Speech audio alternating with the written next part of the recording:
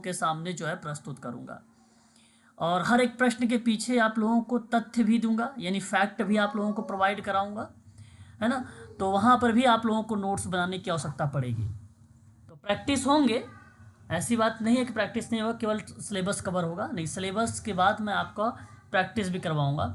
हालांकि ये unit number 6 जो है ख़त्म करने के बाद मैं लगभग 3 से 4 दिन लगातार आप लोगों का प्रैक्टिस करवाऊँगा, है ना, टॉपिक वाइज। ठीक है, एक एक से टॉपिक लूँगा और उस पर मैं जो है आप लोगों से डिस्कस करूँगा यूनिट नंबर 6 समाप्त होने के बाद, है ना। तो प्रैक्टिस चलेगी आप लोगों का। ठीक है, तो आप निश्चिंत रहें इन सारी चीज़ों से।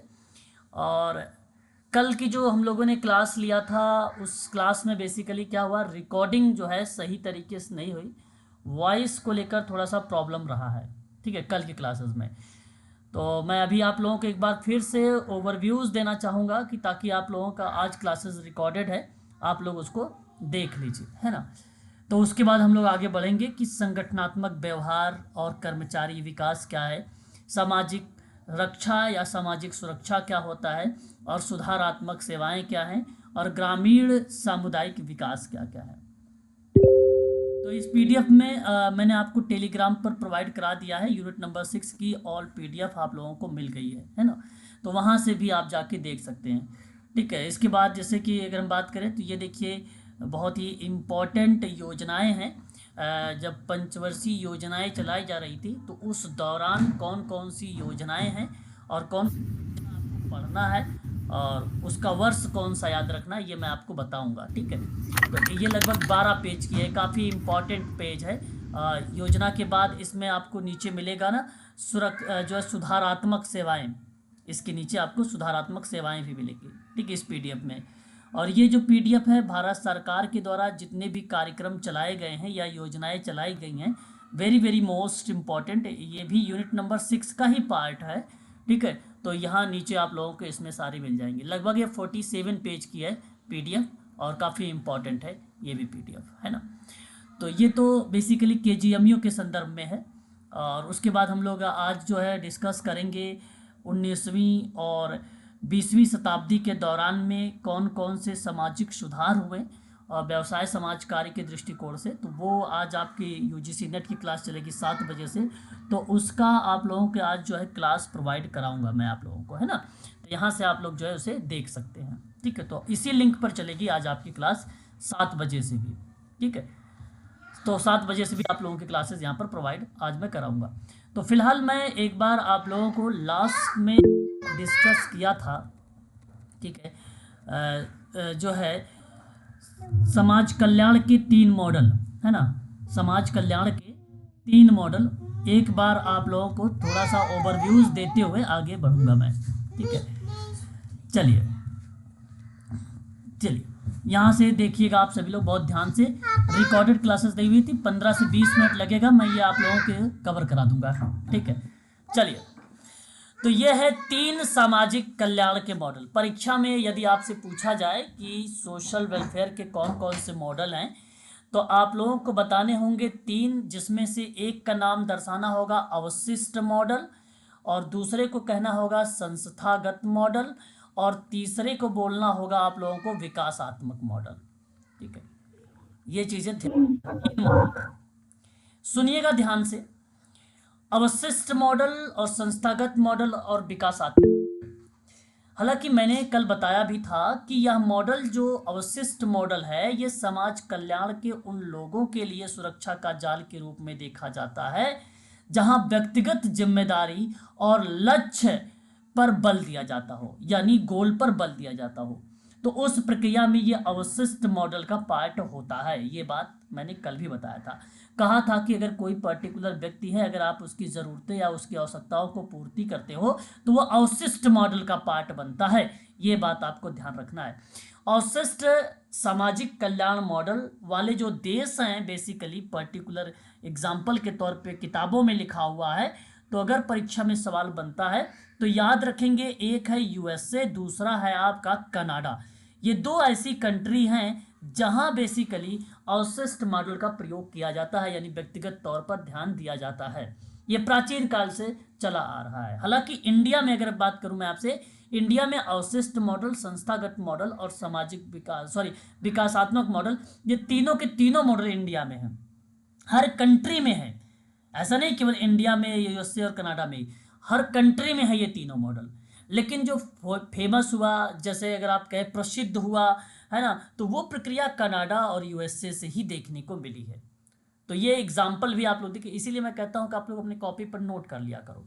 ठीक है, आगे अगर हम बढ़ते हैं तो अगले पॉइंट पर देखिए, ये था हमारा अवशिष्ट मॉडल का पार्ट आपके सामने, जहां मैंने कहा कि व्यक्तिगत जिम्मेदारी पर बल देता हो, लक्षित लाभों पर बल देता हो, तो उस प्रक्रिया में ये नाम हमें देखने को मिलता है। दूसरा आता है संस्थागत मॉडल।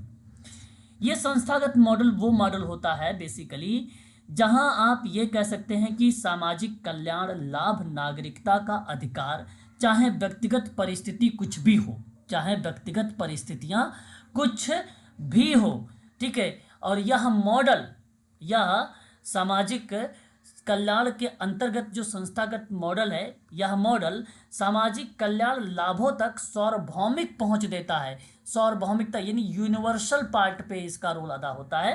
ठीक है, समूह के लिए, समुदाय के लिए, राज्य के लिए, अंतर्राष्ट्रीय स्तर पर, राष्ट्रीय स्तर पर, इस तरीके के पार्ट आप इसके कर सकते हैं। तो खासकर अगर मैं कहूँ किसी राज्य को अगर मजबूत करना है तो ये सार्वभौमिकता का पार्ट बन जाता है। किसी जिले को आपको मजबूत करना है, किसी समुदाय को मजबूत करना है, तो ये संस्थागत मॉडल का पार्ट बन सकता है। ठीक है, तो यहाँ लाभ ना सभी नागरिकों को उपलब्ध कराया जाता है, तो वह संस्थागत मॉडल होता है। संस्थागत सामाजिक कल्याण का जो मॉडल है, इसमें अगर उदाहरण परीक्षा में पूछा गया तो आप लोग नाम लिख सकते हैं, स्वीडन का नाम, डेनमार्क का नाम और नॉर्वे का नाम। पेपर में सवाल आएगा कि संस्थागत सामाजिक कल्याण मॉडल वाले देश निम्न में से कौन सा उदाहरण नहीं है, तो स्वीडन होगा, डेनमार्क होगा, नॉर्वे होगा। अगर मान लीजिए भारत है, अफगानिस्तान है, पाकिस्तान है, कोई अदर कंट्रीज के यहाँ पे नाम लिखा हुआ तो उसको आप एलिमिनेट कर दीजिएगा, हटा दीजिएगा। ठीक है, तो इस तरीके से ये प्रश्न बना सकता है। तीसरा मॉडल हमारे सामने आता है विकासात्मक मॉडल। ये भी मैंने कल बताया था, सामाजिक कल्याण कार्यक्रमों का उपयोग करता है और यहाँ खासकर बात है तो सर कुछ दिख नहीं रहा है सर, वो उस पे स्क्रीन पर दिखाई नहीं दे रहा है क्या? क्यों भाई, स्क्रीन नहीं सर, तो दे रहा है दीप जी। दिख रहा है सर, दिख रहा है, बिल्कुल दिख रहा है, हाँ, सभी को दिख रहा है। तो मेरा कहने का जो आशय है, आप सभी लोगों से मेरी मीनिंग की बातों को समझने का प्रयास करिएगा कि जो विकासात्मक मॉडल होता है वो आर्थिक और सामाजिक विकास पर बल ज़्यादा देता है। और आप ये कह सकते हो कि ये मॉडल ना खासकर शिक्षा, स्वास्थ्य सेवा जैसे कार्यक्रमों पर बल देता है। साथ ही साथ आप ये भी कह सकते हो कि परिवार हो गया या कोई कंपनी में जो श्रमिक लोग हैं जो काम करते हैं, उनके समर्थन पर भी बल देता है। किस तरीके से नीति बनाकर, कार्यक्रम वगैरह बनाकर, तो ये विकासात्मक मॉडल का पार्ट होता है। लेकिन अगर मैं मनोविज्ञान के दृष्टिकोण से बात करता हूँ, किसी पर्टिकुलर व्यक्ति के विकास की बात करता हूँ, तो वहाँ पर सिगमंड फ्रायड आ जाते हैं, जीन पियाजे महोदय का नाम आ जाता है। ठीक है, और साथ ही साथ अगर हम बात करते हैं आपसे, जेरेम ब्रोनर का नाम भी आ जाता है ना। और मनोसामाजिक विकास के दृष्टिकोण से अगर हम बात करते हैं तो एरिक एरिक्सन महोदय का भी नाम देखने को मिल जाता है।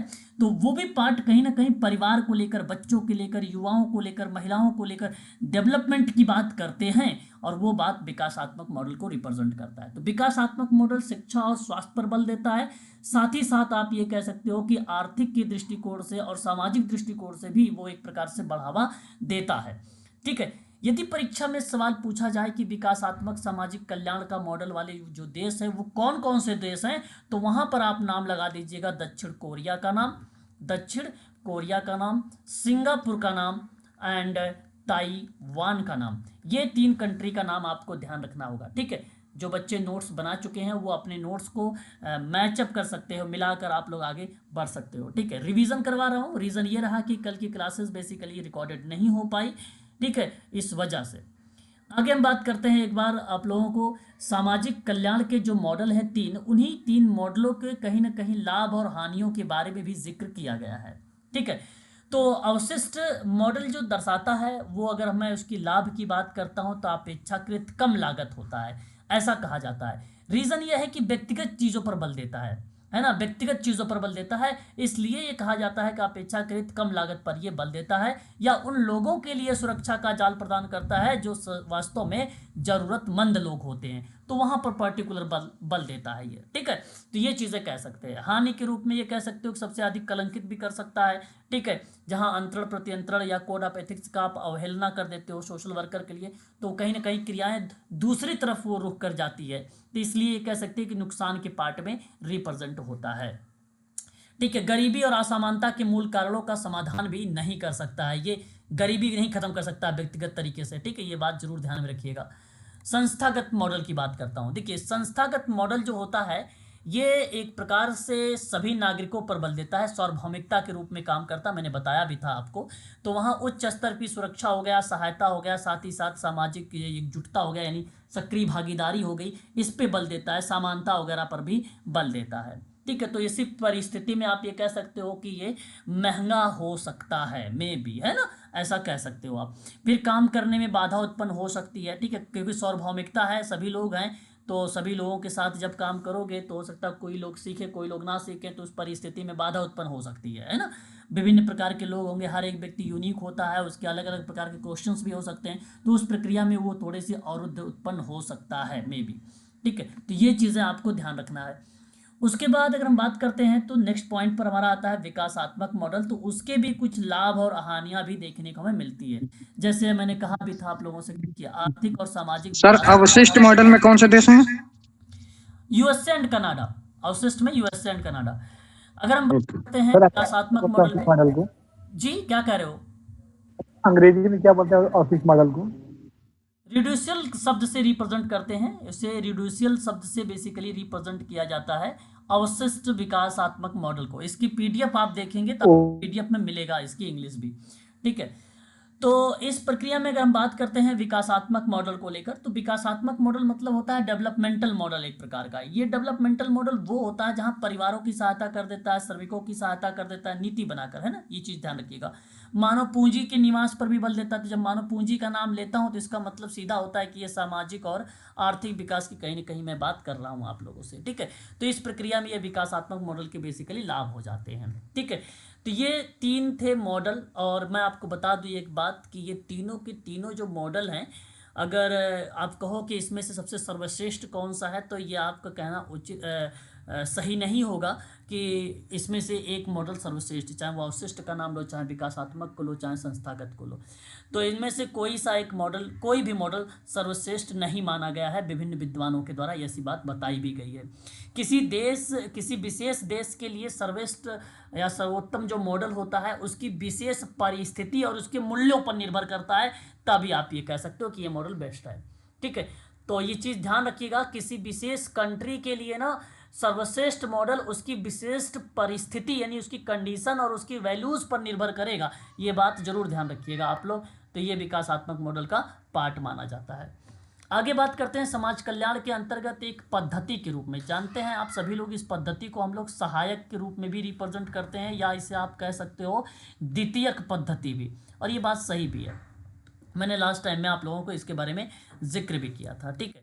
तो इसके कई पार्ट रहे हैं, जैसे कि किसी गुणवत्ता जीवन समुदाय के लिए या समूह के लिए या व्यक्ति के लिए अगर मैं बात करूं, तो उसकी जीवन की गुणवत्ता में जब सुधार लाने के उद्देश्य से कोई सेवा या कार्यक्रम का मैनेजमेंट कर रहे होते हैं आप लोग, तो उस प्रक्रिया में इसे कहा जाता है कि यह पद्धति सकारात्मक हो सकता है। तो नीति का विकास हो सकता है, संसाधन मैनेजमेंट हो सकता है, कार्यक्रम नियोजन और उसका मूल्यांकन भी हो सकता है ना, कार्मिक प्रबंधन भी हो सकता है, सामुदायिक सहभागिता भी हो सकती है ना, ये चीज़ें शामिल हो जाती हैं इसके अंतर्गत, ठीक है। मैं आगे लेके चल रहा हूँ, जो मेन चीज़ें हैं मैं आपको यहाँ पे डिस्कस कर देता हूँ। देखिए, ये थोड़ा सा इंपॉर्टेंट पार्ट हो सकता है आप लोगों के लिए कि सामाजिक कल्याण प्रशासन के कौन कौन से सिद्धांत देखने को मिलते हैं हमें। तो इसके कई सिद्धांत हैं, ठीक है। जैसे समाज कार्य के मूल्यों का एक सिद्धांत होता है ना, जहाँ पे आप समानता की बात करो, सामाजिक न्याय की बात करो, सशक्तिकरण की बात करते हो, इसके वैल्यूज़ पर जब बात करते हैं हम लोग, तो उसे हम कहते हैं कि समाज कार्य के ये मूल्य है। आप समानता पे बात कर रहे हो, आप सामाजिक न्याय पर बात कर रहे हो, आप सशक्तिकरण की बात कर रहे हो, तो इसे प्रक्रिया में मूल्यों का सिद्धांत कहा जाता है।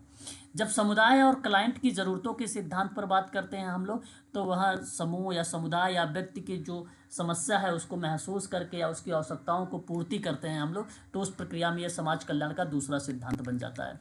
एजेंसी के उद्देश्य का सिद्धांत होता है। हालांकि हर एक एजेंसी का पार्ट होता है, एनजीओ का एक उद्देश्य होता है, गोल होता है कि हम उस समुदाय में ऐसा काम करें, या जो एनजीओ चलाता है वो एनजीओ बेसिकली मान लीजिए डिसेबिलिटी के क्षेत्र में है तो डिसेबल बच्चों को समाज की मुख्य धारा से जोड़ने का काम करता है, ठीक है। वृद्धावस्था के संदर्भ में हो सकती है एनजीओ, हो सकती है ना। तो इस तरीके का पार्ट जो है बेसिकली एक प्रकार से समाज कल्याण प्रशासन का ये भी सिद्धांत माना जाता है। सांस्कृतिक परिवेश की बात करता है ये एक प्रकार से। जब भी कभी हम सांस्कृतिक परिवेश की बात करते हैं तो सामाजिक सांस्कृतिक परिवेश को समझने की हमें क्या होती है, आवश्यकता होती है, ठीक है। और हर एक संस्कृति का हमें क्या करना है भाई, सम्मान करना है ना, ये बात हम सबको पता है, ठीक है। और हर संस्कृति के पीछे जो है देख सकते हैं कि वास्तव में सेवाओं की सफलता और असफलता को बहुत अधिक प्रभावित करता है संस्कृति का परिवेश भी। अगर परिवेश आपका शुद्ध या सकारात्मक वातावरण रहेगा तो वहाँ पे बच्चे अच्छे से सीख भी पाएंगे, है ना। वहाँ पे उनको अवसर अच्छा मिल सकता है, अपॉर्चुनिटीज़ अच्छी मिल सकती है। तो इसलिए जो भी परिवेश हो, जैसा भी वातावरण हो, एक शुद्ध वातावरण होना चाहिए और शांत वातावरण होना चाहिए, ठीक है। और साथ ही साथ उद्देश्यपूर्ण संबंधों का सिद्धांत, ये आपके ऑप्शन में आता रहता है, ये चीज़ जरूर ध्यान में रखिएगा, आईएमपी का पार्ट है, ठीक है। तो यहाँ पे प्रशासक और सभी हितधारक को हम लोग इंग्लिश में स्टॉक होल्डर कहते हैं, है ना। यहाँ कर्मचारी या अन्य एजेंसी समुदाय के लोगों के बीच में उद्देश्यपूर्ण संबंध स्थापित करना होता है। एजेंसी समग्रता का सिद्धांत दर्शाती है।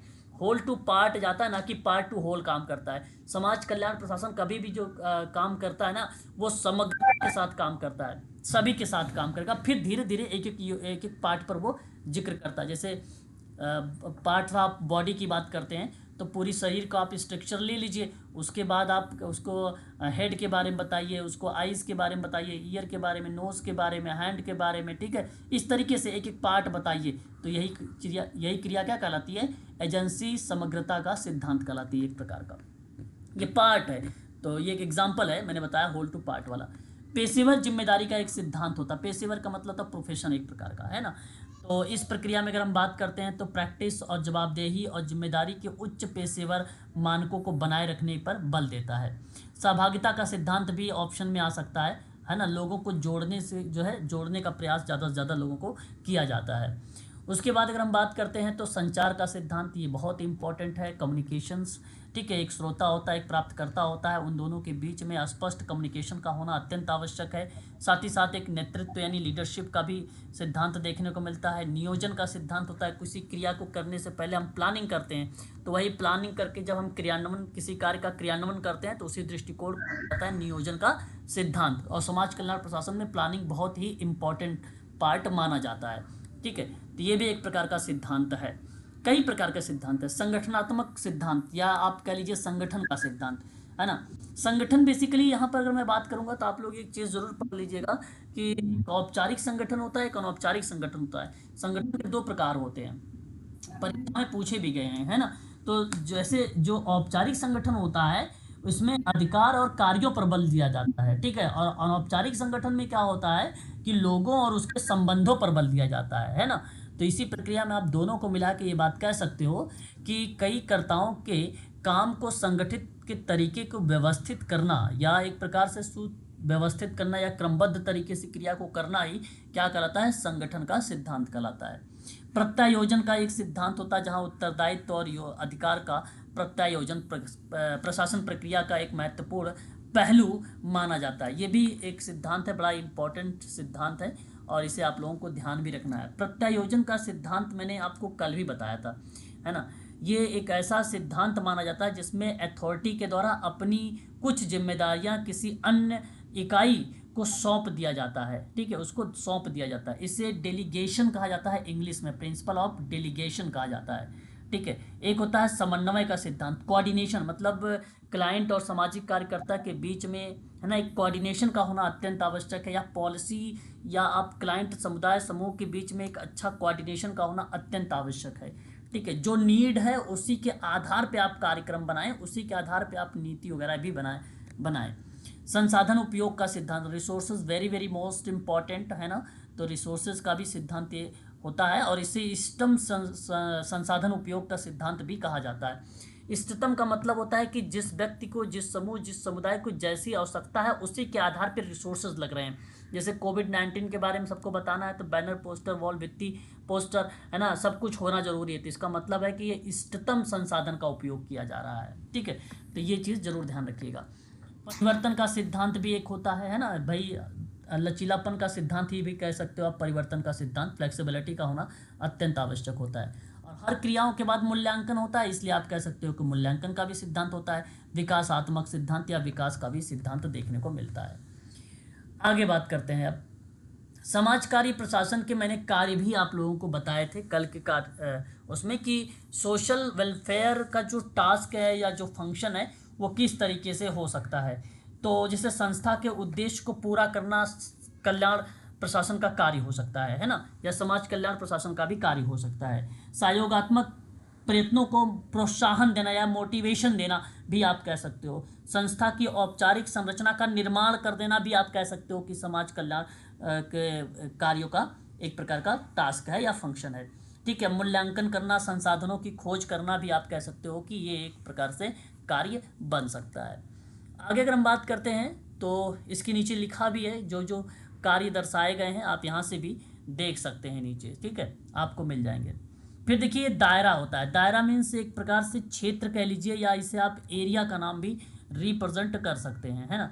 कल भी मैंने आप लोगों को एल उर्विक का नाम रिप्रेजेंट करवाया था, सॉरी हेनरी फ्योल का नाम आप लोगों को बताया था। हेनरी फ्योल का जो बेसिकली सिद्धांत रहा है या एक प्रकार का जो दायरा रहा है वो 3 टाइप का देखने को मिलता है। ये चीज़ ज़रूर ध्यान रखेंगे, हेनरी फ्योल का नाम। ठीक है, हालांकि इन्होंने मैनेजमेंट के प्रबंधन के जो है 14 सिद्धांत बताए थे, 14 प्रिंसिपल्स बताए थे। ठीक है, तो हेनरी फ्योल की ये 3 नाम याद रखेंगे। एक ऑर्गेनाइजेशन, दूसरा आप कोऑर्डिनेशन, तीसरा आपको कंट्रोल।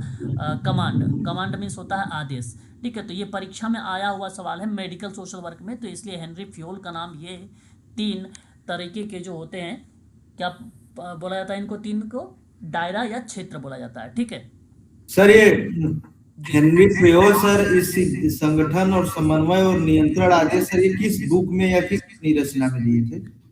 ये हर बुक में मिल जाएगा। इनका कहना ये था कि किसी क्रिया को करने के लिए आपके पास 3 चीज़ों का होना अत्यंत आवश्यक है ना। 3 चीज़ों का होना अत्यंत आवश्यक है। हेनरी फ्योल के द्वारा वो चीज़ें बताई गई थी। तो ये हर किताब में है। कोई भी किताब अगर आप खरीद रहे हैं या पढ़ रहे हैं अपने MSW वगैरह का, तो वहाँ पे आपको मिल जाएगी, है ना, हर किताब में। अब हम बात करेंगे आगे पोषकार्ब के बारे में। पोषकार्ब बहुत ही इंपॉर्टेंट शब्द है। यहीं से हमारी क्लास आज जो है स्टार्ट होगी। कल मैंने यहीं पे रोका था, यहीं से हम लोगों ने स्टार्ट करना। हम लोगों को बताइएगा एक बार। Yes sir. जी सर, चलिए तो ध्यान से सुनिएगा आप सभी लोग। ये देखिए पोषकार्ब है, इसको फंक्शन ऑफ मैनेजमेंट के रूप में भी आप लोग नाम दर्शा सकते हैं। फंक्शन ऑफ मैनेजमेंट का नाम भी आप इसको बोल सकते हो या इस तरीके से इसको संबोधित कर सकते हो। आप सभी लोगों ने नाम सुना होगा लूथर गुलिक का नाम। जानते हैं लूथर गुलिक के बारे में? प्लीज़ एक बार बताइएगा लूथर गुलिक के बारे में, अगर आप जानते हैं तो। यही सर पोस्ट कार्ड को जिन्होंने दिए चलिए अच्छा, मैं आपको बताता हूँ, मेरी बात को ध्यान सुनिएगा। फ्रांसीसी थे।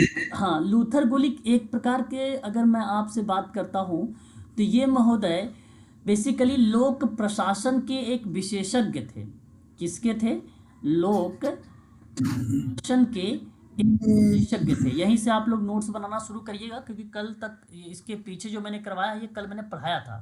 ठीक है, तो नोट्स बनाते चलिएगा साथ ही साथ।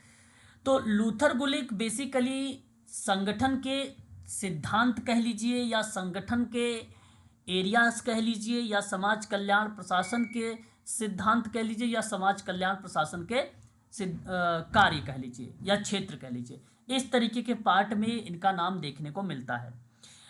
लोक प्रशासन में इन्होंने कहा कि किसी कार्य को करने के लिए हमें कुछ चरणों से होकर गुजरना चाहिए, कुछ स्टेप से हमें गुजरना चाहिए, जिसमें से इन्होंने कहा कि ये संगठन के सिद्धांत माने जाएंगे। जैसे P फॉर प्लानिंग हो गया, यानी योजना। उसके बाद O से आपका आ जाएगा ऑर्गेनाइजेशन या आयोजन, और S से आपका स्टाफिंग हो जाएगा। ठीक है, और D से आपका डायरेक्शन या निर्देशन हो जाएगा। CO से हो जाएगा आपका, O से यहाँ पे ऑर्गेनाइजेशन है, संगठन होगा यहाँ पे। ठीक है, संगठन।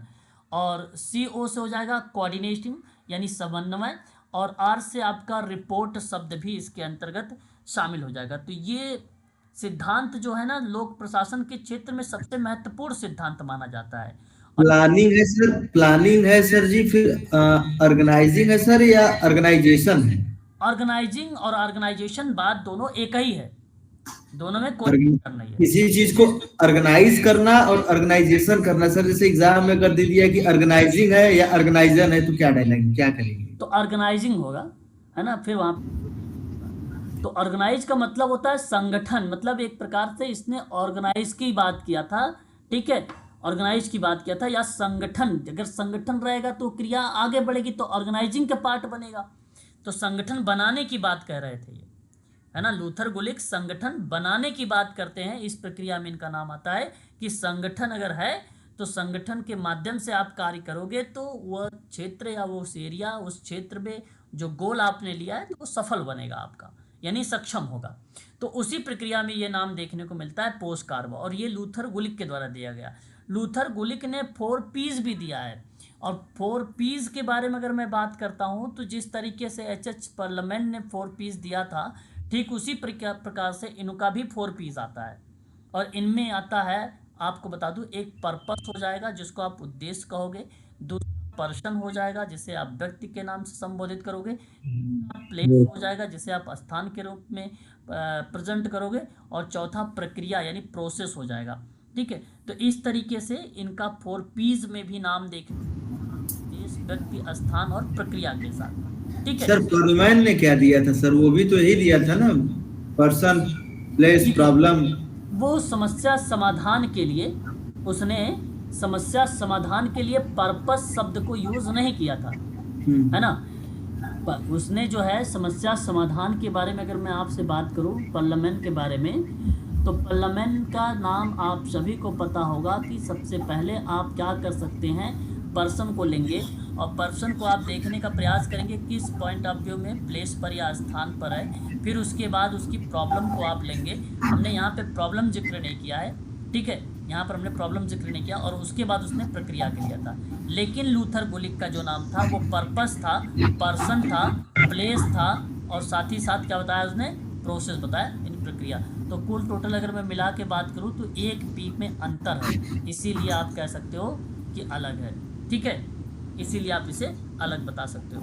लूथर गुलिक का सर पर्पज पर्सन था, पर्पज। अरे महान भाव, एक आप लिख लीजिए उद्देश्य, ठीक है, ठीक है, उसके बाद आप दूसरा लिख लीजिए व्यक्ति, ठीक है, तीसरा आप नोट कर लीजिए स्थान, चौथा आप नोट कर लीजिए प्रक्रिया।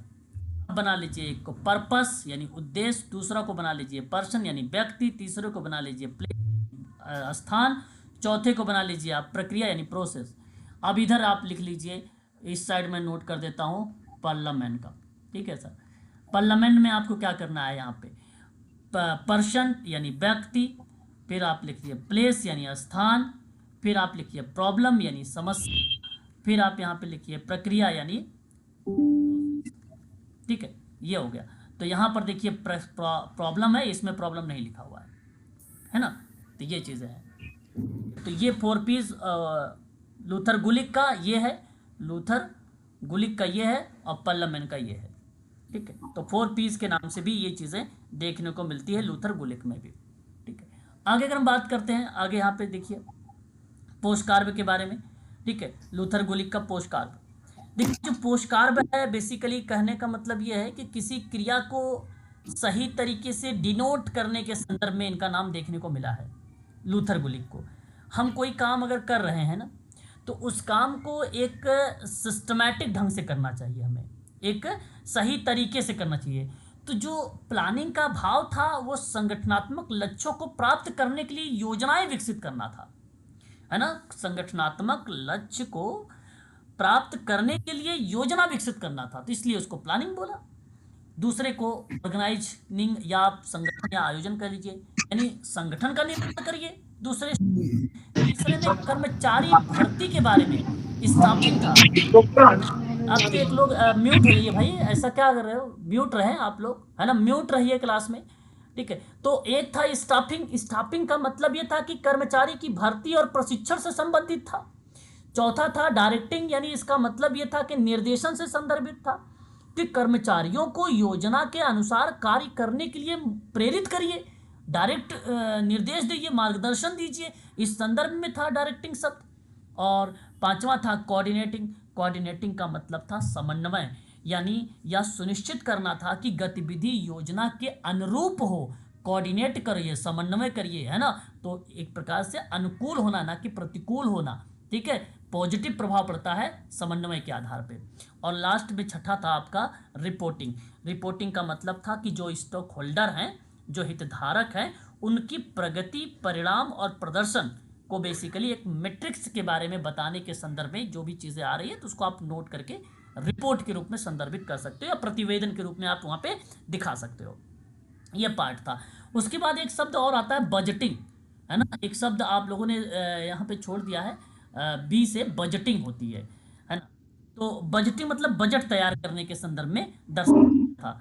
फिर एक शब्द आता है ई से जो शब्द दर्शाता है इवैल्यूएशन, और एफ एक शब्द आता है फीडबैक, ठीक है। तो ये जो आपका इवैल्यूएशन है, जो फीडबैक है, ये दोनों जो शब्द आए थे 1937 में, सॉरी 1971 में जोड़े गए थे, 1971 में जोड़े गए थे, 1971 में जोड़े गए थे। तो ये शब्द जरूर ध्यान में रखिएगा।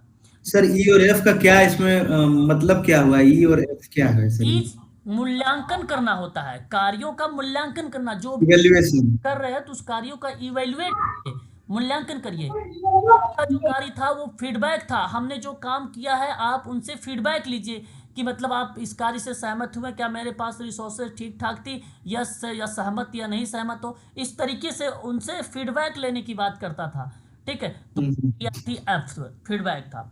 और ये चीज़ें मैं आपको बता दूं, जब ये संपादित किया गया था तो वह वर्ष था 1937 का, पोस्ट कार्ब को जब रिप्रेजेंट किया गया तो वो वर्ष था 37। और लूथर गुलिक ने इसकी अवधारणा कब दिया था? 1935 में। तो अवधारणा 1935 में लूथर गुलिक ने दिया, ठीक है, और पोस्टकार्ब 1937 में दिया, और पोस्टकार्ब में ई और एफ शब्द जो जोड़ा वो 1971 में जोड़ा। तो ये 3 वर्ष भी आप लोगों को ध्यान में रखना है इसके संदर्भ में, ठीक है। क्लियर रहेगा? एक बार स्पष्ट करोगे आप लोग? Yes sir. है ना। तो ये काफी इम्पोर्टेंट रहेगा आप सभी लोग। सर ये 1935 में क्या किया था सर? क्या चीज? 1935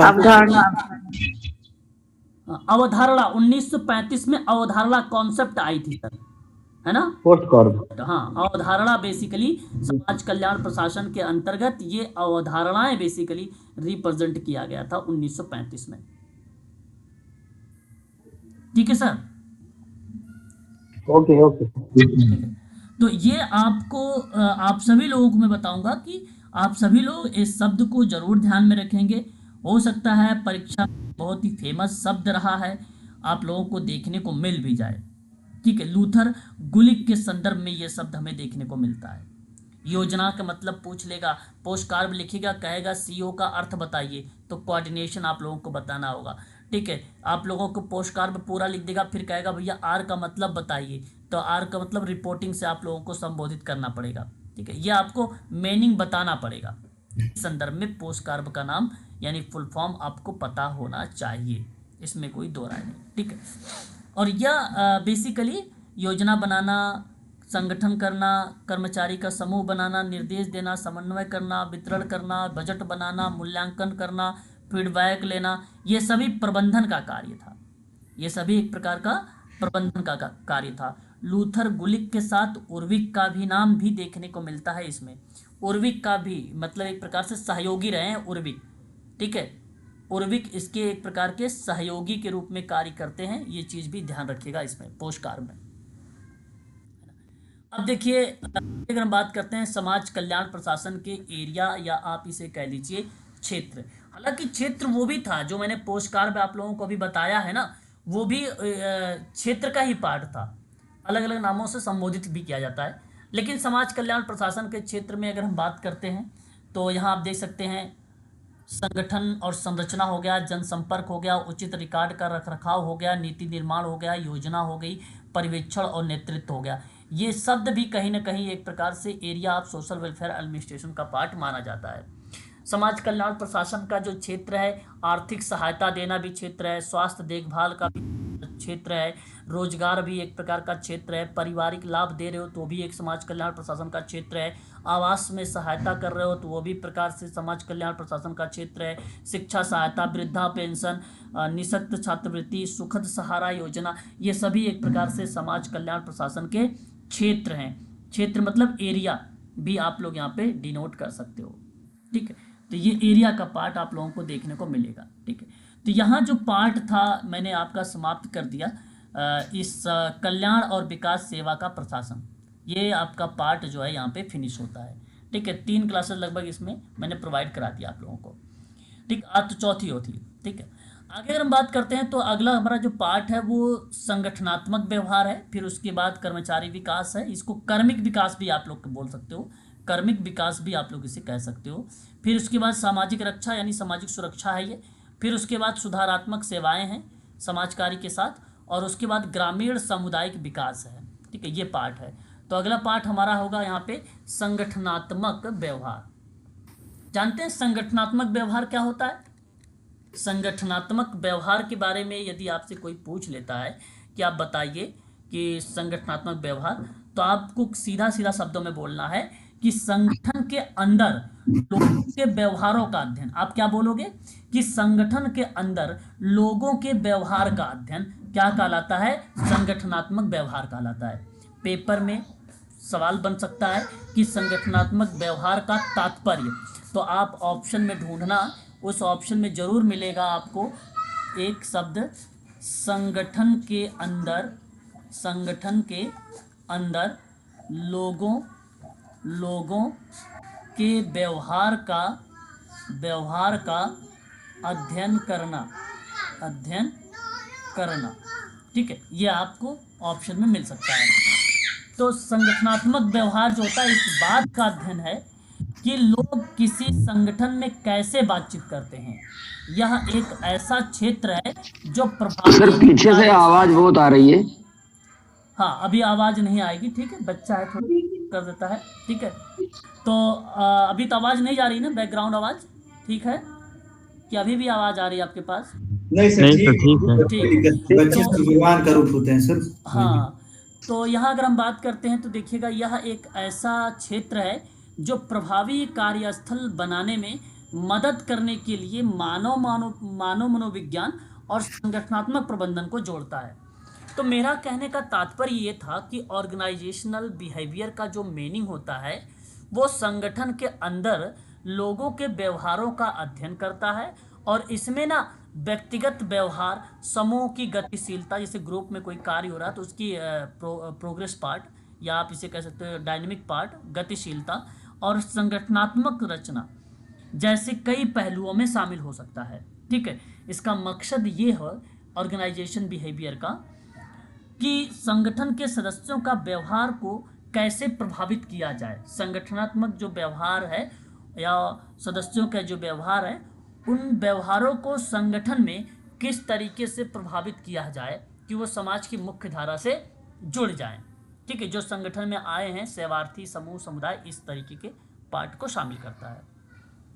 तो इसके अंतर्गत आप आगे भी देखेंगे, यहाँ पर कहा जा रहा है कि सभी व्यवसायों में एक आंतरिक संस्कृति होती है जो उनकी कंपनी के लिए अद्वितीय होती है। अच्छा, ये बात भी सही है, हर एक व्यक्ति भी द्वितीय होता है। यहाँ पे कंपनी को रिप्रेजेंट करते हुए कहा गया कि सभी व्यवसाय में अगर हम बात करते हैं तो हर एक कंपनी, हर एक एनजीओ है तो अलग अलग काम करता है, तो वो अपने आप में अद्वितीय है, अपने आप में वो अद्वितीय है, मतलब यूनिक है। और प्रत्येक कर्मचारी न केवल एक निश्चित कौशल सेट का योगदान देता है, बल्कि अंतर्निहित मूल्य विश्वासों के साथ एक व्यक्तित्व को भी अपना जो है वहाँ पे रोल अदा करता है। तो अंतर्निहित मूल्य और विश्वासों के एक साथ एक व्यक्तित्व के पार्ट में प्रस्तुत होता है, और वे मूल्य विश्वास यह निर्धारित करेंगे कि कार्य समूह में और कर्मचारियों के साथ और मैनेजमेंट यानी प्रबंधन के प्रति कैसे बातचीत करेंगे। ठीक है, वही क्रियाएं, ठीक वही दर्शा रहा है कि संगठनात्मक व्यवहार में व्यवसाय और मनोविज्ञान दोनों का अध्ययन शामिल हो गया। जब हम कर्मचारी की बात कर रहे हैं उसके बातचीत की बात कर रहे हैं, मैनेजमेंट की भी बात कर रहे हैं, तो वहाँ पे उसका व्यवसाय हो गया मैनेजमेंट। कर्मचारी की पर्टिकुलर बात कर रहे हैं तो वहाँ पर उसका मनोविज्ञान के दृष्टिकोण से हम लोग कह सकते हैं उस पर्टिकुलर व्यक्ति का अध्ययन हो गया उसमें। ठीक है, तो संगठनात्मक व्यवहार में मनोविज्ञान और व्यवसाय दोनों का अध्ययन होगा, ये चीज़ नोट कर लीजिए। ठीक है, कि संगठनात्मक व्यवहार में व्यवसाय का भी अध्ययन किया जाएगा, मतलब ऑक्यूपेशन का भी, और उसके मनोविज्ञान का भी अध्ययन किया जाएगा। और मनोविज्ञान का मतलब होता है मन का विज्ञान। ठीक है, उसके आंतरिक अंतर्निहित जो क्षमताएं हैं, जो वैल्यूज़ हैं, जो विश्वास हैं, जो व्यक्तित्व है, उसका अध्ययन करने की बात मैं कर रहा हूँ। ठीक है, पर्टिकुलर व्यक्ति की समस्या भी हो सकती है ना, तो उसका अध्ययन करेंगे हम लोग। फिर क्या कह रहा है कि संगठनात्मक व्यवहार कर्मचारी अंतःक्रियाओं और संगठनात्मक प्रक्रियाओं का बहुविषयक अध्ययन है। अच्छा, बहुविषयक अध्ययन का पाठ किस तरीके से? जैसे मैंने कहा कि भाई व्यवसाय भी अध्ययन करेंगे, मनोविज्ञान की भी अध्ययन करेंगे, हम संगठन को बेहतर ढंग से समझने के प्रयास भी करेंगे और उनके व्यवहारों की भविष्यवाणी भी करना उचित समझेंगे। ठीक है, जहां संगठन के प्रदर्शन में सुधार भी करेंगे और कर्मचारियों की संतुष्टि को भी बढ़ाएंगे।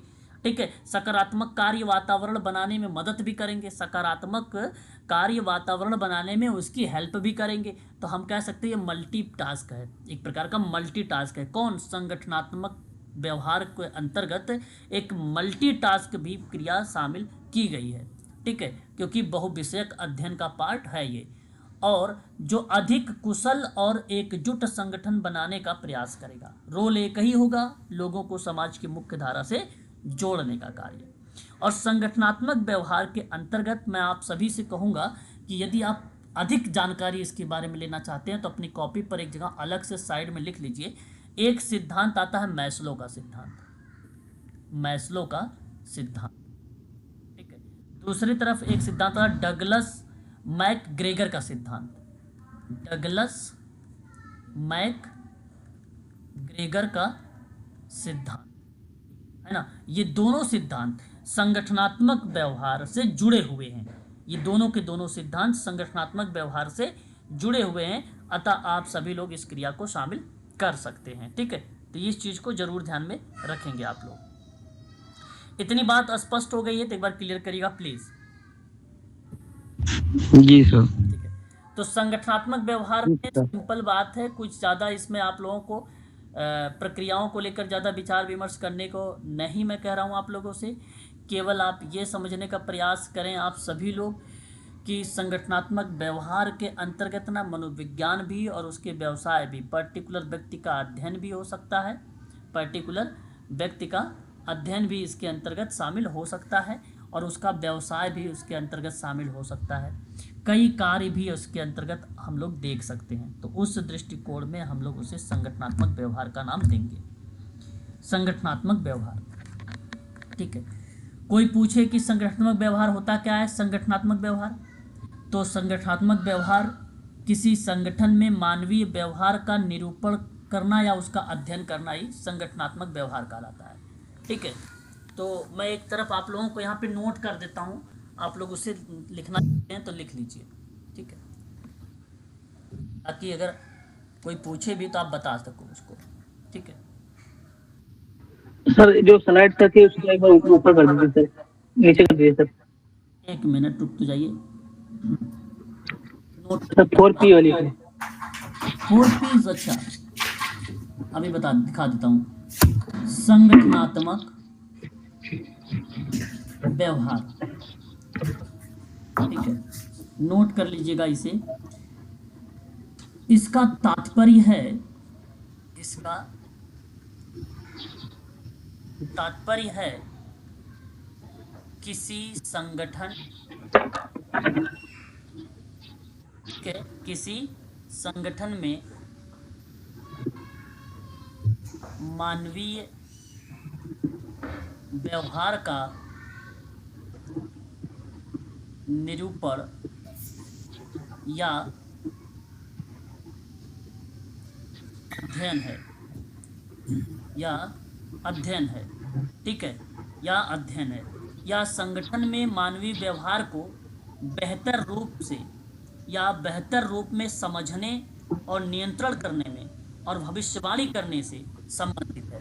मानवीय व्यवहार का जो मीनिंग यहाँ पर मेंशन किया गया है, इस मीनिंग को समझने का प्रयास करिए कि मानवीय व्यवहार को बेहतर रूप से समझने, ठीक है, इसको समझने और इसी को नियंत्रण करने, नियंत्रित करना या नियंत्रण करने और भविष्यवाणी करने से संबंधित है। भविष्यवाणी करने से संबंधित है इसके संदर्भ में। मानवीय व्यवहार को समझने, नियंत्रण करने, हाँ, और भविष्यवाणी करने से संबंधित है ना, भविष्यवाणी करने से संदर्भित है। तो यही कहा गया कि यह दो शब्दों का योग है, संगठन प्लस व्यवहार, तो हम कह सकते हैं संगठनात्मक व्यवहार, और यही शब्द आपके सामने प्रस्तुत भी किया गया है, ठीक है, संगठनात्मक व्यवहार, है ना। और एक विद्वान थे जिनका नाम था फ्रेड लुथांस करके, नाम अगर सुना है तो अच्छी बात है, नहीं सुना है तो उनकी परिभाषा मैं लिख देता हूँ यहाँ पर। फ्रेड लुथांस, फ्रेड लुथांस ने एक परिभाषा देते हुए कहा है कि संगठनात्मक व्यवहार, संगठनात्मक व्यवहार संगठनों में मानवीय व्यवहार की समझ, पूर्वानुमान एवं नियंत्रण से प्रत्यक्ष रूप से संबंधित है। ये परिभाषा आप नोट कर लो, ठीक है, ये परिभाषा नोट कर लीजिए आप, है ना।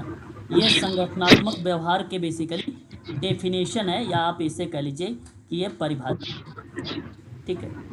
संगठनात्मक व्यवहार के उद्देश्य या उसके महत्व और आवश्यकताओं पर अगर हम बल देते हैं तो निम्न कारणों से होता है। ये नोट कर लिया आप लोगों ने? बताइए, मैं आगे बढ़ूं? Yes sir.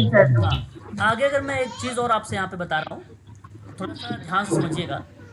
यदि आपसे सवाल मैं करता हूँ कि संगठनात्मक व्यवहार के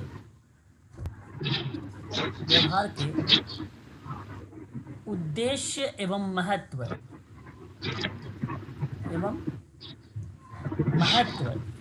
या आवश्यकता, तो इस दृष्टिकोण में यदि मैं आप लोगों से बात करता हूँ तो निम्न कारणों से ये होता है। मैं कुछ कारण बताऊंगा आप लोगों से, निम्न कारणों से बेसिकली ये देखने को मिलता है। जैसे मानव व्यवहार को समझने के लिए, है ना, मानव व्यवहार को समझने के लिए पहला पॉइंट एक डालिएगा पर, मानव व्यवहार को समझने के लिए। अच्छा, इसका मतलब क्या है? देखिए, संगठनात्मक व्यवहार ना मानव व्यवहार के विभिन्न स्तरों का विश्लेषण करने का उपकरण होता है। म्यूट रहिए, बच्चा कोई अनम्यूट है भाई, बैकग्राउंड आवाज आ रही है, फिर भी मैं कह रहा हूँ म्यूट रहिए, नहीं म्यूट रहे, म्यूट हो जाइए। तो संगठनात्मक व्यवहार मानव व्यवहार के ना विभिन्न लेवल या स्तरों का विश्लेषण करता है। हर एक स्तर होता है भाई व्यवहार का, उस स्तर, उस लेवल का वो क्या करता है, एक प्रकार से विश्लेषण करने का एक उपकरण होता है, एक टूल्स होता है। और यह ना प्रबंधकों के लिए व्यक्तियों के व्यवहार की जटिलता को समझने में मदद करता है। हर एक व्यक्ति का बेसिकली क्या होता है भाई, प्रॉब्लम्स होती है, प्रॉब्लम्स कई टाइप की हो सकती है ना, तो उसके व्यवहार को समझने में ये काफ़ी मदद कर देता है ना। तो इसमें व्यक्ति के कार्य करने की मन और स्थिति, रुझान, कार्य, संतुष्टि, प्रतिक्रिया, तत्परता इत्यादि चीज़ों का हम लोग जो है दृष्टिकोणों का साझा करते हैं, या उसका हम लोग अध्ययन करते हैं। तो उस दृष्टिकोण में कहा गया कि मानव व्यवहार को समझने के लिए, वो एक प्रकार का मानव व्यवहार को समझना अगर है तो वह क्रिया संगठनात्मक व्यवहार के अंतर्गत हम लोग समझ सकते हैं। ठीक है, तो इसकी आवश्यकता भी कह सकते हो, इसका उद्देश्य भी बोल सकते हो इस प्रक्रिया में, है ना, इस प्रक्रिया में इसका उद्देश्य भी बोल सकते हो। दूसरा होता है समूह गतिकी का ज्ञान होना। समूह गतिकी का ज्ञान होना, ज्ञान करना या ज्ञान होना। संगठनात्मक व्यवहार के द्वारा छोटे समूहों के संबंध की गतिशीलता, छोटे समूह के जो संबंध बन रहे हैं उनकी गतिशीलता और समूह प्रतिक्रिया को भली भांति तरीके से हम लोग समझ सकते हैं। जो छोटे समूह होते हैं, बड़े समूहों में बेसिकली प्रॉब्लम हो सकते हैं, है ना, बहुत सारे लोग होते हैं उसमें। तो छोटा समूह है इसलिए औपचारिक समूह का नियम होगा लागू। जब छोटा समूह है तो वहाँ औपचारिक समूह होगा। तो औपचारिक समूह में जो नियम है उन नियमों का हम करेंगे यहाँ पे पालन। तो औपचारिक बंधनों का व्यवहार पर प्रभाव आदि के बारे में ज्ञान प्राप्त किया जा सकता है समूह गतिकी में। तो समूह गतिकी का ज्ञान करने के लिए हम लोग यह स्टडी करेंगे छोटे छोटे ग्रुप बनाकर, छोटे छोटे समूह बनाकर। इसके अतिरिक्त जो अनौपचारिक समूह होते हैं, जहाँ जैसे परिवार वगैरह हो गया, कोई व्यक्ति हो गया, उन प्रक्रिया का हम लोग अध्ययन भी कर सकते हैं। तो वो समूह गतिकी का पार्ट नहीं बनेगा, तो वो व्यक्तिगत पार्ट बन जाएगा। उसके अंतर्गत मानव व्यवहार के अंतर्गत हम लोग व्यक्तिगत पार्ट को शामिल कर लेंगे। तो ये दो चीज़ रहेंगी कि एक मानव व्यवहार को समझने के लिए काफ़ी महत्वपूर्ण होता है इसका उद्देश्य, एक दूसरा कि मनोगतिकी जो समूह गतिकी है उसका ज्ञान का होना भी अत्यंत आवश्यक हो जाता है समूह गतिकी का। तो इस तरीके से ये दो पार्ट आप लोगों को यहाँ पे ध्यान में रखना होगा। आगे अगर हम बात करते हैं इसी दृष्टिकोण में संगठनात्मक व्यवहार के क्षेत्र में, तो शोधकर्ताओं ने पाया कि कर्मचारियों में सर्वश्रेष्ठ लाने और किसी संगठन को समग्र सफलता में सुधार करने के लिए कार्मिक प्रबंधन में वैज्ञानिक दृष्टिकोण को लागू किया जा सकता है। और मनोविज्ञान, समाजशास्त्र, सामाजिक मनोविज्ञान, नृविज्ञान, राजनीति विज्ञान और अर्थशास्त्र के अनुशासनात्मक क्षेत्रों के शोधकर्ताओं ने संगठनात्मक व्यवहार के अनुसंधान में योगदान भी दिया है। ठीक है, तो आप ये कह सकते हो कि संगठनात्मक जो व्यवहार है उसके क्षेत्रों के दृष्टिकोण में बात किया जाए तो उसका एरिया में तो आप मनोविज्ञान हो गया, समाजशास्त्र हो गया, ठीक है, सामाजिक मनोविज्ञान हो गया, नृविज्ञान हो गया, राजनीति विज्ञान हो गया, इन एरिया में भी आप लोग इसका स्टडी या अध्ययन कर सकते हो यदि आपसे पूछा जाए क्षेत्र को लेकर तब। ठीक है, तो संगठनात्मक व्यवहार का क्षेत्र क्या हुआ? व्यवसाय में कर्मचारियों के व्यवहार और उसकी गतिशीलता का अध्ययन करना, ये क्षेत्र है उसका क्षेत्र है ये कि व्यवसाय में कर्मचारियों के व्यवहार और उसकी गतिशीलता मतलब काम करने का तरीका। मान लीजिए मैं अगर आपसे कहूँ कि कंपनी की प्रभावशीलता को बढ़ाना है तो उस प्रक्रिया में आप कंपनी की जब प्रभावशीलता बढ़ाएंगे तो उसके लिए हमें कंपनी के बारे में पूरी अच्छे से जानकारी होनी चाहिए, कर्मचारी के प्रदर्शन के बारे में पूरी जानकारी होनी चाहिए, तभी हम संगठनात्मक व्यवहार के क्षेत्र में भी वहाँ पे काम कर पाएंगे उस क्रिया में। ठीक, तो आप कह सकते हो कि कर्मचारी के प्रदर्शन में सुधार करना, कर्मचारी की संतुष्टि को बढ़ावा देना, नवाचार को बढ़ावा देना, टीम वर्क को बढ़ावा देना, नेतृत्व यानी लीडरशिप को प्रोत्साहन देना, ठीक है, इत्यादि चीज़ों के माध्यम से आप कह सकते हो कि ये संगठनात्मक व्यवहार के क्षेत्र हैं। ठीक है, ये संगठनात्मक व्यवहार सर इसमें जी सर इसमें मैस्लो थ्योरी और मैकग्रेगर थ्योरी में क्या है सर? मैस्लो थ्योरी आपका जो है उसमें भी संगठनात्मक व्यवहार मतलब वो ये हुआ कि हम उसके अंतर्गत जैसे पर्टिकुलर ना हर एक व्यक्ति के बारे में, हर एक स्टेज के बारे में जान सकते हैं कौन सी स्टेज में क्या डेवलप होता है ना, कौन सी स्टेज में क्या क्या चीज़ें डेवलप होती है, उसकी व्यक्तित्व में क्या क्या चीज़ें निखार आता है और क्या क्या चीज़ें प्रभावित होती हैं। तो ये मैक्स ग्रेगर और आपका अब्राहम मैस्लो दोनों की थ्योरी में यही आपको स्टडी देखने को मिलेगी, दोनों की थ्योरी में यही स्टडी देखने को मिलता है, उसका व्यवहार वगैरह कैसे प्रभावित होता है व्यक्ति का। ठीक है, तो वो थ्योरी सीधा सीधा आप संगठनात्मक व्यवहार में लागू कर सकते हैं, क्योंकि संगठनात्मक व्यवहार में हम लोग व्यक्ति के व्यवसाय और उसके बारे में अध्ययन करते हैं ना संगठनात्मक व्यवहार में, इसलिए हम उस व्यक्ति के बारे में स्टडी कर सकते हैं वहाँ पर। ठीक है, तो ये चीज़ आपको इसके अंतर्गत देखना होगा। हालांकि मैं आगे पढ़ाऊंगा आप लोगों को मैस्लो की थ्योरी वगैरह भी, लेकिन वो इस दृष्टिकोण में नहीं होगा, किसी अन्य दृष्टिकोण में होगा, वो बाल विकास के दृष्टिकोण में होगा वो टॉपिक, है ना, वो टॉपिक बाल विकास के दृष्टिकोण में होगा। फिलहाल आगे देखिए अब संगठनात्मक व्यवहार की उत्पत्ति के बारे में अगर मैं बात करता हूं तो इसकी उत्पत्ति सन 1890 में हुई थी। ठीक है, इसकी उत्पत्ति 1890 के दशक में वैज्ञानिक प्रबंधन के आगमन के साथ हुई थी। इसके अध्ययन की जो जड़ें हैं वो मैक्स वेबर और इससे पहले हुए संगठनात्मक अध्ययनों में पाई गई। ठीक है, तो वो 1890 का प्रक्रिया रही जब उसके बारे में अध्ययन किया जा रहा था। मनोविज्ञान, समाजशास्त्र, इंद्रिय विज्ञान की जब सिद्धांतों पर बेस्ड था, तो उस प्रक्रिया में इनके स्टडी के बारे में हम लोग पढ़ते थे। लेकिन संगठनात्मक व्यवहार के अध्ययन की जो जड़ें देखने को मिली, जहाँ से बल्कि सुव्यवस्थित तरीके से यह स्टडी देखने को मिला, वो 1920 में मिला। पेपर में सवाल मिला कि संगठनात्मक व्यवहार का अध्ययन कब से शुरुआत की गई, तो आप कह सकते हैं 1920 के दशक से। और संगठनात्मक व्यवहार की उत्पत्ति कब से हुई, मैक्स वेबर के कार्यकाल को लेकर रिलेट करते हुए आप कह सकते हो 1890 के दशक में। और संगठनात्मक व्यवहार का अध्ययन 3 स्तर पर होता है, 3 स्तर। यह संगठनात्मक व्यवहार का अध्ययन जो 1920 में हुआ, इसका 3 स्तर पर होता है। 3 स्तर कौन कौन से? एक होता है आपका माइक्रो, माइक्रो का मतलब होता है व्यक्तिगत तरीके से, व्यक्तिगत तरीके से। और दूसरा होता है मीसो, मीसो का मतलब होता है समूह के स्तर पर। और तीसरा होता है मैक्रो, मैक्रो मतलब हो जाता है आपका संगठनात्मक स्तर से। तो इस 3 स्तर से हम लोग इसका बेसिकली स्टडी या अध्ययन करते हैं। ये मैं समाज कार्य की जब पहली क्लास ले रहा था तो उसमें आप लोगों को माइक्रो और मीसो और मैक्रो के बारे में बताया था। वही टॉपिक आप यहाँ पे रिलेट कर सकते हैं कि संगठनात्मक व्यवहार का अध्ययन कैसे हुआ है। ठीक है, तो इस तरीके से इसका बेसिकली अध्ययन देखने को मिला है। अब देखिए आगे, संगठनात्मक व्यवहार के अध्ययन की जो जड़ें हैं वो 1920 दिखा रहा है, दशक के उत्तरार्ध में हुआ है, जब जो है वेस्टर्न इलेक्ट्रिक कंपनी ने इलिनॉस के सीसेरो ने अपने जो है हार्थोन वर्कर्स संयंत्र में श्रमिकों के व्यवहार पर अध्ययनों की एक श्रृंखला शुरू की। तब ये क्रियाएं बेसिकली वहाँ पर प्रसिद्ध हुई थी।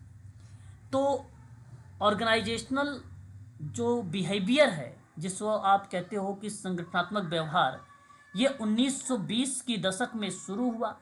इसका अध्ययन की शुरुआत इलिनॉस के सीसरो में स्थित, इलिनॉस के सीसरो में स्थित हार्थोन क्लाइंट प्लांट में, हार्थोन वर्कर्स संयंत्र कह लीजिए या प्लांट कह लीजिए, प्लांट। इलिनॉस शहर है सर? हाँ, ये इलिनॉस के सीसरो में, इलिनॉस एक शहर है, उसके सीसरो में। सीसरो मतलब? सीसरो एक शहर का नाम है। जैसे एक बड़ी कंट्री जैसे हम पढ़ते हैं ना, यूएसए में आता, वाशिंगटन डीसी वगैरह आता है, ठीक उसी प्रकार से इलिनॉस के सीसरो में, इलिनॉस के सीसरो में संयुक्त राज्य अमेरिका में एक शहर है शिकागो। ठीक है, ठीक उसी के अंतर्गत ही एक कंट्री या एक शहर का नाम आता है इलिनॉस, है ना, इलिनॉस, उसी के अंतर्गत इलिनॉस आता है। सीसरो इलिनॉस यूनाइटेड स्टेट में है, यूएसए में है ये। ठीक है, तो इलिनॉस के सीसरो में, ठीक है, नाम है हार्थोन वर्कर्स प्लांट। उस प्लांट में काम करने वाले जो कर्मचारी थे, क्या थे? कर्मचारी थे। उन कर्मचारियों के व्यवहार पर किया गया था अध्ययन। इतनी बात समझ में आई? अब पेपर में सवाल पूछेगा कि ऑर्गेनाइजेशन, संगठन का अध्ययन कौन से दशक में हुआ, तो 1920 में हुआ। ऑर्गेनाइजेशनल बिहेवियर, ठीक है, का अध्ययन कौन से शहर में स्टार्ट हुआ था, तो इलिनॉस के सीसरो में ये बेसिकली अध्ययन स्टार्ट हुआ था। पेपर में पूछेगा कि उस शहर में स्थित कौन सा प्लांट था, कौन सा संयंत्र था, तो नाम आपसे पूछेगा जहां संगठनात्मक व्यवहार का अध्ययन किया गया था, वो कौन सा प्लांट था जिस प्लांट में काम कर रहे थे वर्कर्स लोग, तो उस प्लांट का नाम था हार्थोन वर्कर्स प्लांट या संयंत्र। ठीक है, हार्थोन वर्कर्स प्लांट में काम करने वाले जो कर्मचारी थे, उन कर्मचारी या उन श्रमिकों के व्यवहार पर अध्ययन की एक श्रृंखला शुरू की गई, या उन कर्मचारी के व्यवहार पर अध्ययन करना शुरू किया गया था। तो वहीं हमें देखने को मिला संगठनात्मक व्यवहार का स्टडी करने की उत्पत्ति या शुरुआती दौर। ठीक है, यहीं से स्टार्ट हुआ था। क्लियर है ये बात? बताइए, स्लाइड कंप्लीट है? कुछ खास इसमें टफ चीज नहीं लिखी हुई कि अगर आपको समझने में शायद दिक्कत हो रहा ये सर, है ना, जी सर। चीज नहीं लिखी हुई। तो संगठनात्मक व्यवहार का अध्ययन संगठन में करने वाले जो लोग होते हैं, उन लोगों के व्यवहार को समझने के लिए किया जाता है कि नहीं? बात को सुनते रहिए कि संगठनात्मक व्यवहार का अध्ययन संगठन में काम करने वाले लोगों के व्यवहार को समझने के लिए किया जाता है, और यही तो कहलाता है संगठनात्मक व्यवहार। और इस अध्ययन से ये पता चलता है कि संगठन में काम करने वाले लोग कैसे व्यवहार करते हैं और एक दूसरे के साथ कैसे बातचीत करते हैं, ये चीजें देखी जाती है ना। अब आपको भेज दिया जाए किसी कंपनी में, ठीक है, अब उस कंपनी में जाओगे तो पहले हम ऑब्जर्व ही तो करेंगे कि हर एक कर्मचारी किस तरीके से काम कर रहा है और एक कर्मचारी दूसरे कर्मचारी से किस तरीके से बातचीत कर रहा है ना, वो चीज़ें देखते हैं हम लोग। इसीलिए आप देखिए किसी कभी कभी जो एनजीओज आजकल नई नई बनाई जा रही हैं, उसमें रूल बना देते हैं कि आप अगर मान लीजिए गाली गलौज करते हैं या असामाजिक तथ्यों का प्रयोग करते हैं एनजीओ में एक दूसरे कर्मचारी के साथ, है ना, तो आपको जो है वार्न देते हुए फिर आपको वहाँ से रिस्टिकेट या वहाँ से आपको हटा दिया जाता है, डिसमिस कर दिया जाता है उस एनजीओ से। ये सब रूल बनाए जाते हैं। तो इसका मतलब है कि हम लोग देख रहे हैं वहाँ पर ऐसी परिस्थिति में संगठनात्मक व्यवहार के अध्ययन से संगठन को यह समझने में मदद मिलती है कि उसके कर्मचारी संगठन के साथ कैसे व्यवहार कर रहे हैं। ठीक है, और प्रेरणा भी मिलती है, ऐसी बात नहीं है। तो संगठनात्मक व्यवहार के अध्ययन में कौन कौन से विद्वान शामिल होते हैं, मैं आपको ये भी बता देता हूँ। ये इस अध्ययन में तो एक नाम आता है चेस्टर बर्नार्ड का नाम, चेस्टर बर्नार्ड का नाम अध्ययन में शामिल है इनका नाम। दूसरा नाम आता है हेनरी फेयोल का नाम, हेनरी फेयोल का नाम, हेनरी फेयोल का नाम। तीसरा नाम आता है फ्रेडरिक, फ्रेडरिक, एक नाम और आता है फ्रेडरिक, है ना, फ्रेडरिक, है ना, फ्रेडरिक। चलिए इसका दो नाम यहाँ पे नोट करिए, एग्जैक्ट नाम नहीं आ रहा मुझे, फ्रेडरिक कई नाम है, वो नाम याद नहीं आ रहा मेरे को। ठीक है, तो यहाँ पे बेसिकली ये चीज़ जरूर ध्यान में रखेंगे। सन 1920 का नाम बेसिकली जब उत्पत्ति हुई उस समय स्टडी का अध्ययन किया गया, तो उस दौर का ये नाम आप जरूर ध्यान रखेंगे। ठीक है, आगे बढ़ते हैं। उसके बाद देखेंगे हम लोग संगठनात्मक व्यवहार के विभिन्न सिद्धांत और मॉडल क्या क्या रहे। तो निम्न सिद्धांतों के आधार पर अगर हम लोग बात करते हैं या संगठनात्मक व्यवहार के बारे में बात करते हैं, अगर इसको समझना है आपको, तो उसके लिए आपको ये कुछ सिद्धांत दिए गए हैं। ये सिद्धांत बड़े इंपॉर्टेंट है, ये सिद्धांत को जानना बहुत अहम रोल हो जाता है। जिसे देखो शास्त्रीय प्रबंधन का जो सिद्धांत होता है, एक मिनट आज के लिए बस इतना ही रखते हैं ना, टाइम हो चुका है। ठीक है, यही सिद्धांत मैं कल से स्टार्ट करूँगा आप लोगों को।